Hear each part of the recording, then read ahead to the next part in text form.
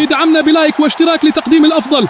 السلام عليكم. يتبارى المنتخب السعودي ضد المنتخب الأردني ضمن الدور نصف النهائي من كأس العرب 2025 في قطر يوم الاثنين 15 من ديسمبر 2025. وتأهلت السعودية إلى الدور نصف النهائي من كأس العرب 2025 بعد فوز صعب على فلسطين بهدفين لهدف، وتأهلت الأردن لنفس الدور بعد تفوقها على العراق ب1-0. وستلعب المباراة على ملعب البيت على الساعة 8:30 مساء بتوقيت السعودية والعراق واليمن، والساعة 7:30 مساء بتوقيت مصر والسودان، والساعة 6:30 مساء بتوقيت الجزائر وتونس والمغرب إن شاء الله. ومن المرتقب نقل المباراة مباشرة على قناة بي إن سبورتس المفتوحة وقناة الكأس 1 HD وقناة السعودية الرياضية.